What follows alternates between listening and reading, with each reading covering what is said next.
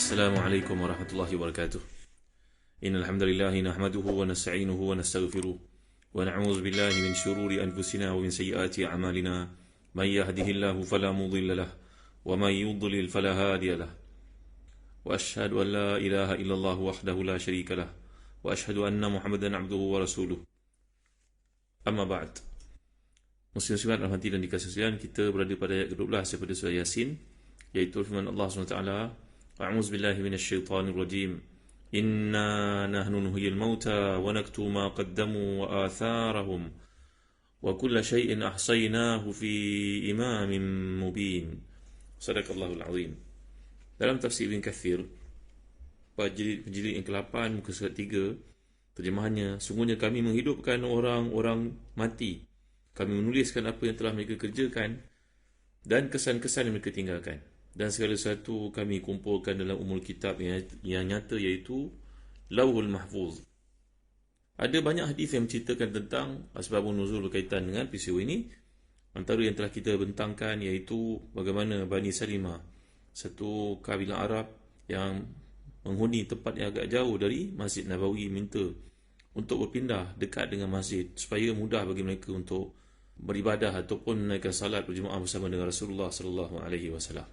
Jadi apa yang berlaku, Nabi SAW telah pun mengatakan kepada mereka, Innahu balagani annakum turiduna an tantaqimu qulul masjid. Qalu na'am ya Rasulullah, qad aradna zalik.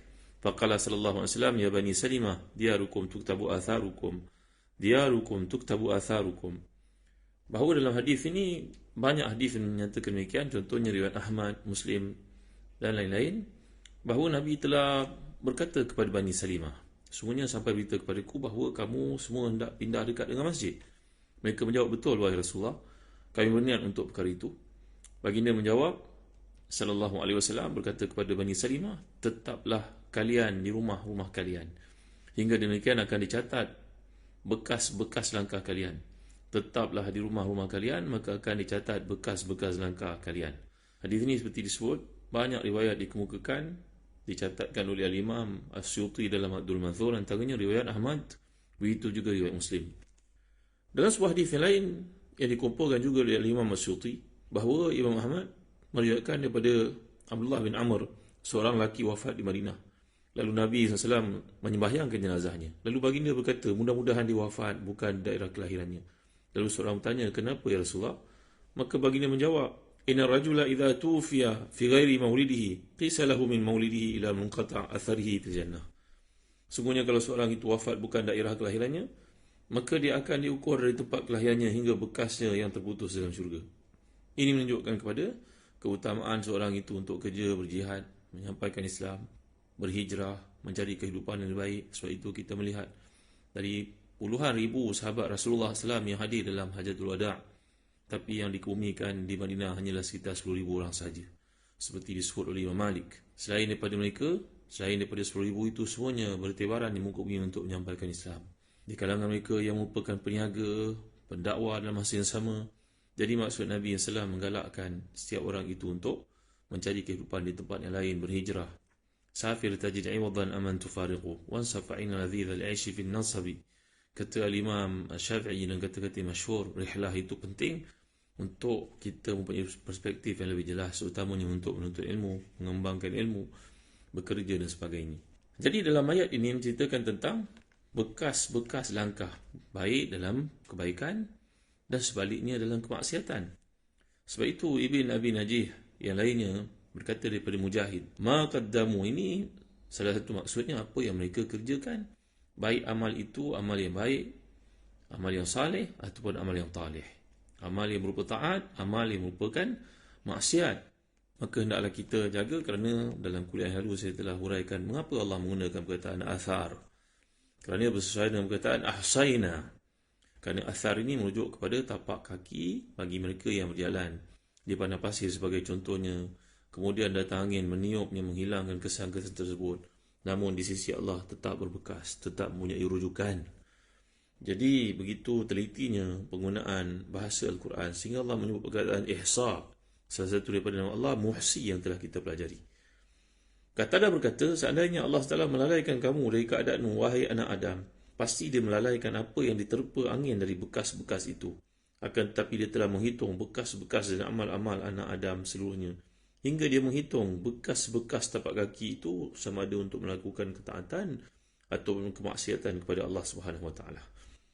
Barang siapa di antara kamu mampu mencatat bekas-bekas amalannya dalam amal taat kepada Allah, maka lakukanlah. Jadi, berkenaan dengan melakukan kebaikan ini seperti dicatat oleh ramai para ulama tafsir. Dalam Al-Kasyaf ada, dalam Tafsir Munir ada, meletakkan bahawa kepentingan untuk kita mengerti peluang untuk melakukan ketaatan yang mana semuanya dicatat oleh Allah Subhanahu Wa Taala berpandukan kepada perkara ini. Antara perkara-perkara ketaatan yang merupakan amal saleh yang akan memberi kebaikan kepada seseorang itu walaupun dia telah meninggal dunia.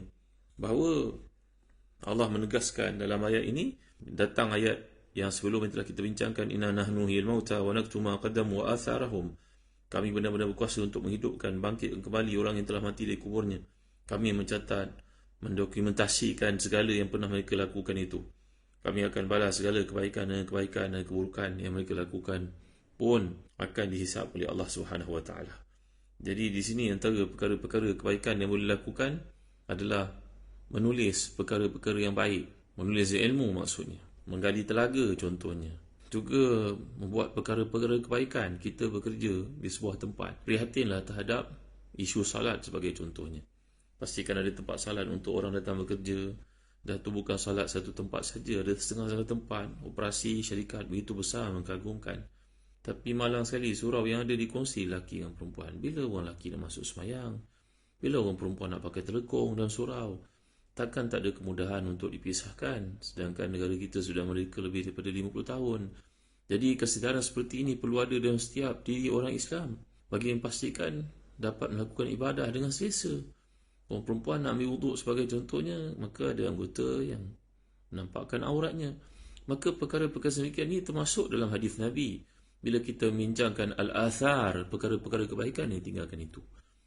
Sebab dalam sebuah hadis sahih riwayat Muslim daripada Ibnu Abdillah Al-Bajali, iaitu Jarir bin Abdillah Al-Bajali, man sanna fil Islam sunnatan hasanah kan lahu ajruha wa ajru man amila biha min ba'dihi min ghairi an yuntaqas min ujurihim syai'. Wa man sanna fil Islam sunnatan sayyi'atan kana alayhi wizruha wa wizru man amila biha min ba'dihi min ghairi an yuntaqas min awzarihim syai'. Siapa yang mulakan buat satu kebaikan, maka kebaikan itu diteruskan orang. Dia mendapat pahala untuk kebaikan itu dan semua orang melakukannya. Ia menirunya tanpa mengurangi sedikit pun bahagian pahala untuk mereka yang diperuntukkan. Sebaliknya, siapa yang membuat satu perkara yang jahat, maksiat, perkara-perkara buruk dalam Islam, lalu diikuti orang perangai buruknya dan sikap buruknya itu, maka dia akan menanggung beban dosa dan beban semua orang melakukan dosa tersebut sampailah ke hari kiamat, tak ada kurang sedikit pun. Sebab itu berkaitan dengan pembunuhan Qabil yang telah membunuh Habil, kerana beliaulah yang mensyariatkan pembunuhan, maka hendaklah kita mengambil peluang daripada ayat ini untuk mencatat perkara-perkara kebaikan, berbuat perkara-perkara kebaikan. Pastikan perkara kebaikan itu dapat diikuti orang. Mudah-mudahan berkekalanlah amal saleh yang kita lakukan itu. Dan ini juga disebut dalam hadis yang biasa kita dengar. Riwayat Imam Muslim daripada Abu Hurairah, "Idza mata ibnu Adam inqata'a amaluhu illa min thalath. Ilmun yuntafa'u bihi, aw waladun salihun yad'u lahu, aw sadaqatun jariyatun min ba'dihi." Bila mati seseorang itu, maka semua amal buatannya berakhir kecuali 3 sumber. Yang pertama, ilmu yang bermanfaat untuk orang lain. Yang kedua, anak yang salih mendoakan untuknya. Yang ketiga, sedekah jariah yang berlanjutan pahalanya walaupun dia telah wafat. Jadi sesuailah dengan perkataan wa kullu syai'in ahsaynahu fi imamin mubin. Semua perkara itu dirakamkan, didokumentkan, dicatat oleh malaikat dan di sisi Allah SWT dalam Lauhul Mahfuz, bahawa tidak akan diabaikan sedikit pun.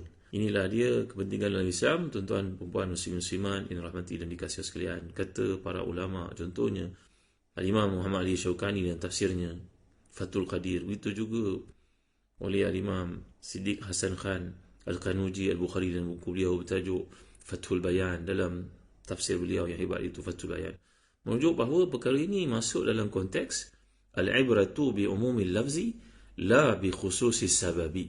Bahawa ibrah kepada ayat ini hendaklah dilihat dalam konteksnya yang luas.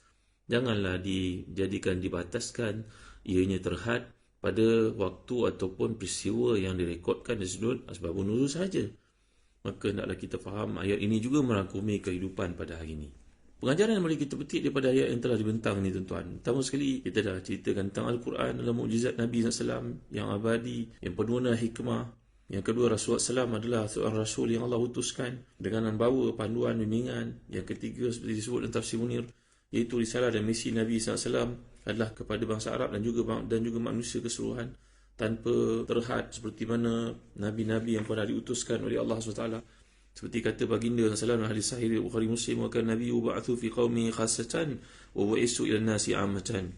Nabi-nabi sebelum aku diutuskan kepada kaumnya secara khusus, tapi aku dibangkitkan untuk manusia keseluruhannya. Lagi fiqh yang boleh kita timba daripada petikan episod yang telah dibentangkan ini, sungguhnya golongan pembangkang, golongan yang menentang, golongan yang angkuh, yang sombong di kalangan penduduk Mekah itu, mereka kekal menentang Nabi SAW walaupun potensi hidayah itu terbuka luas di hadapan mereka. Mereka memahami Al-Quran. Penentangan yang berlaku secara konsisten itu mengakibatkan Allah menurunkan ayat amaran bahawa mereka ini sama ada beri petunjuk bahawa kepadanya dakwah ataupun tidak, kekal mereka dalam kekafiran dan kedegilan itu. Lagi yang boleh kita pelajari, iaitu perkara kebangkitan adalah satu yang hak.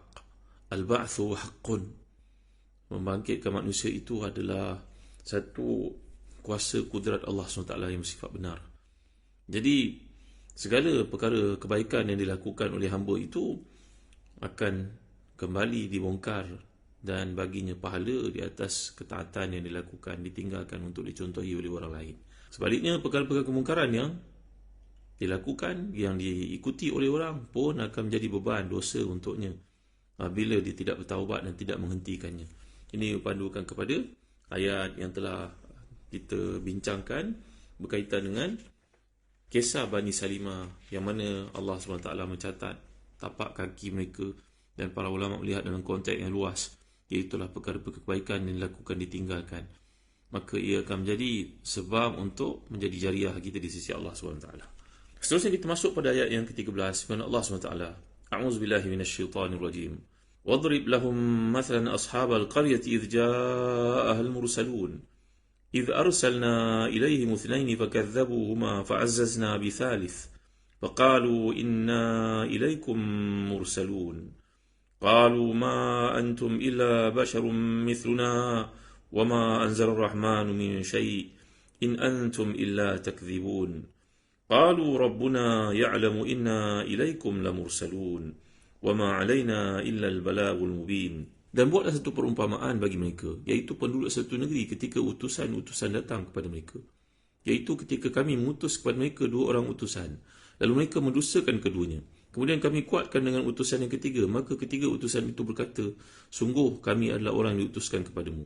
Maka penduduk negeri itu menjawab, kamu ini hanyalah manusia seperti kami, dan Allah yang Maha Pengasih tidak menurunkan sesuatu apapun, kamu hanyalah pendusta belaka. Mereka berkata, Tuhan kami mengetahui sungguhnya kami adalah utusan-utusan Allah kepada kamu, dan kewajipan kami hanyalah menyampaikan perintah Allah dengan jelas. Jadi muslim-muslimat rahmati dan dikasihan, kita masuk kepada episod yang baru, iaitu kisah tentang perutusan mereka yang berdakwah ini ke tempat yang bernama Antakya. Antakya, sebuah tempat yang terletak di utara Syria. Dan tempat ini dikatakan oleh para ulama tafsir tempat berlakunya perutusan golongan yang menyuruh manusia kepada Islam. Setengah daripada para ulama tafsir mengatakan mereka ini merupakan utusan-utusan Allah. Sebahagian daripada mereka menyatakan ini merupakan Hawariyun, iaitu pengikut-pengikut Nabi Isa yang baginda utuskan ke tempat tersebut untuk berdakwah agar mengikuti syariat baginda alaihissalam. Adalah perbincangan para ulama dalam konteks ini dan cerita yang sangat panjang, dan saya ringkasnya di hujung ini. Al-Imam Jamaluddin Qasimi dan tafsirnya Mahsin Ta'wil berkata, sebenarnya yang tepat adalah mereka merupakan utusan-utusan Allah, Nabi-Nabi Allah. Bukannya seperti yang dikatakan oleh sebahagian daripada ulama yang mengatakan bahawa mereka merupakan utusan-utusan Nabi Isa hantar. Kerana bila kita lihat dari sudut sejarah, dari sudut angka, bahawa waktu di antara Nabi Musa AS dengan Nabi Isa 1000 900 tahun lebih kurang. Dan di antara perutusan Nabi Musa dengan Nabi Isa itu ada 1000 orang Nabi di kalangan Bani Israel. Kemudian di antara perutusan Nabi Isa dengan Nabi Muhammad SAW 569 tahun seperti disebut oleh Al-Imam As-Suyuti dalam Ad-Durrul Mansur. Maka perutusan Nabi-Nabi yang berada di antara Nabi Isa dengan Nabi Muhammad SAW itu adalah Nabi-Nabi sebenarnya. Perutusan dimaksudkan arsalna itu kata Jamaluddin Al-Qasimi, ia hanya sesuai untuk merujuk kepada Nabi yang diutuskan oleh Allah ataupun Rasul yang diutuskan. Dan kita akan lihat lagi apakah hujah dikemukakan oleh Al-Qasimi dalam tafsirnya. Mengapakah yang dikatakan itu merupakan Nabi-Nabi Rasul-Rasul, bukannya manusia biasa. Seperti yang dikatakan oleh para ulama' yang lain ahli tafsir lain. Seperti Ibn Kathir menyatakannya dalam tafsir beliau. InsyaAllah saya akan huraikan perkara ini pada kuliah akan datang. Apakah mereka itu Nabi? Apakah itu mereka merupakan manusia biasa seperti sahabat-sahabat Nabi yang bersebaran di muka bumi selepas wafatnya Rasulullah SAW atas tugasan dakwah? Mana satu pandangan yang lebih tepat? Wallahu alam. Nanti kita akan lihat dalam kuliah akan datang. Wassallallahu ala sayyidina Muhammad wa ala alihi wa sahbihi wasallam. Walhamdulillahi rabbil alamin. Wa barakallahu fikum. Wassalamualaikum warahmatullahi wabarakatuh.